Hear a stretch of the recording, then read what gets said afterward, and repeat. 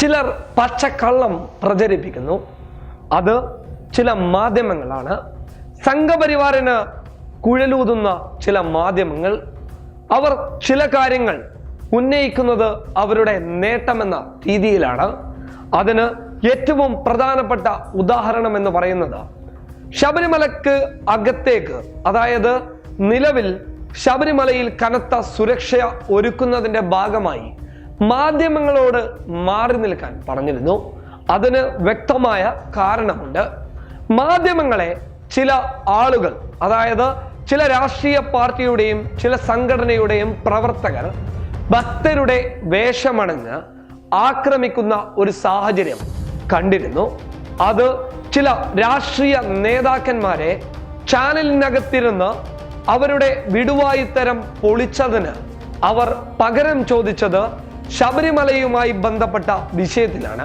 കാര്യങ്ങൾ ഏകദേശം വ്യക്തമായി കാണുമല്ലോ. അതായത് അവരെ ആക്രമിച്ചത് ചില സംഘടനയിലെ പ്രവർത്തകരും ചില രാഷ്ട്രീയ പ്രവർത്തകരുമാണ്. എന്നിരിക്കെ മാധ്യമങ്ങൾക്ക് ശബരിമലയിൽ ഒരു സുരക്ഷ ഒരുക്കേണ്ടത് കേരള പോലീസിന്റെ ബാധ്യത തന്നെയാണ്. അതിന്റെ ഭാഗമായിട്ടാണ് ഇന്ന് ശബരിമലക്കകത്തേക്ക് മാധ്യമ പ്രവർത്തകരെ പ്രവേശിക്കുന്നതിൽ ചെറിയ തടസ്സമുണ്ടെന്ന് DGP അടക്കം കേരള പോലീസും ഒന്നിച്ച് പറഞ്ഞത്. അതിന് വ്യക്തമായ കാരണമാണ് ഞാൻ നേരത്തെ പറഞ്ഞിട്ടുള്ളത്. എന്നാൽ ഇതൊന്നുമല്ല കാര്യം. ചില മാധ്യമം, പേര് തന്നെ പറയാം, ജനം TVക്ക് സോപാനത്തിന്റെ ഒരു ദൃശ്യം ലഭിക്കുന്നു. ആ ദൃശ്യം ടെലികാസ്റ്റ് ചെയ്ത് മാധ്യമ പ്രവർത്തനത്തിലെ വേറിട്ട പ്രവർത്തനമെന്ന് അവരുടെ പ്രവർത്തകർ തന്നെ പറഞ്ഞു നടക്കുന്ന ഒരു തരം പരിപാടിയും കാണുന്നുണ്ട്.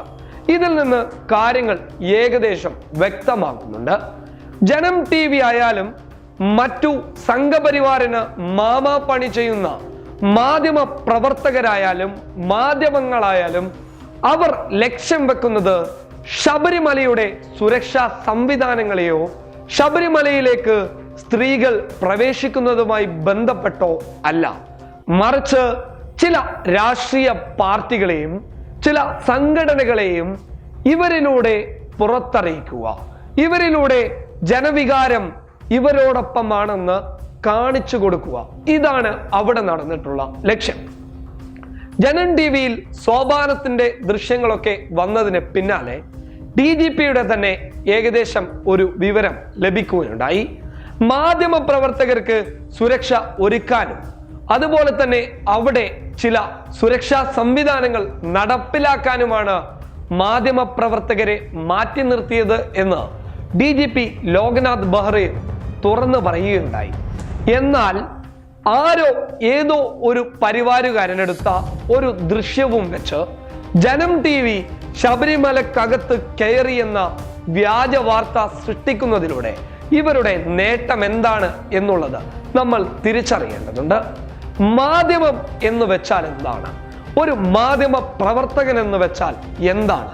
സത്യത്തോടൊപ്പവും ധർമ്മത്തോടൊപ്പവും കൂറുപുലർത്തി നേരിനോടൊപ്പം ചങ്കൂറ്റത്തോടെ നിലനിന്ന് പണത്തിനും അധികാരത്തിനും മുന്നിൽ തലകുനിക്കാതെ നേരാവണ്ണം രാഷ്ട്രീയ ചേരിതിരിവില്ലാതെ പൊതുജനങ്ങളുടെ ശബ്ദമായി മാറലാണ് ഒരു മാധ്യമ പ്രവർത്തകനും ചെയ്യേണ്ട ജോലി. പക്ഷേ ഒരു വിഭാഗത്തിന് മാത്രം ചാഞ്ഞു നിന്നുകൊണ്ട്, ഒരു വിഭാഗത്തിനെ മാത്രം ഫോക്കസ് ചെയ്തുകൊണ്ട് നടത്തപ്പെടുന്ന മാധ്യമ പ്രവർത്തനങ്ങളെ വിചാരണ ചെയ്യപ്പെടേണ്ട കാലം കഴിഞ്ഞുപോയെന്ന ഒരു സത്യവും കൂടി മനസ്സിലാക്കേണ്ടതുണ്ട്. ശബരിമല വിഷയത്തിൽ ഏതൊരു വിശ്വാസത്തിന്റെ ആചാരങ്ങളെ നശിപ്പിക്കപ്പെടുമ്പോൾ സ്വാഭാവികമായി ഭക്തരായാലും വിശ്വാസികൾക്കായാലും ചെറിയ രീതിയിലുള്ള പ്രതിഷേധം ഉണ്ടാകും. ആ പ്രതിഷേധം യഥാർത്ഥ ഭക്തർ നടത്തൽ അതിൻ്റെ രീതി വളരെ മാന്യമായി, വളരെ മാന്യതയോടെയാണ് എങ്കിൽ പോലീസിനായാലും ശരി, മാധ്യമ പ്രവർത്തകർക്കായാലും ശരി, കൂറ് പുലർത്തേണ്ട ഒരു സാഹചര്യം മാത്രമായിരിക്കും അവിടെ ഉണ്ടാവുന്നത്. എന്നാൽ ഇത്തരം കാര്യങ്ങളെ രാഷ്ട്രീയ ലാഭത്തിനും സംഘടനയുടെ മുൻതൂക്കത്തിനും വേണ്ടി ഉപയോഗപ്പെടുത്തുമ്പോൾ അവിടെ പ്രതിഷേധങ്ങൾ പോലീസിനെതിരെയും മാധ്യമ പ്രവർത്തകർക്കെതിരെയും കടന്നു വരുന്നത് ചില വ്യക്തിഗത രാഷ്ട്രീയവും ചില രാഷ്ട്രീയ താല്പര്യങ്ങളും ചില സംഘടന മുന്നേറ്റത്തിന്റെ ഭാഗമാണെന്നും വ്യക്തമായി നമ്മൾക്ക് കണക്കുകൂട്ടി പറയാൻ പറ്റാവുന്നതാണ്. News desk Public Kerala.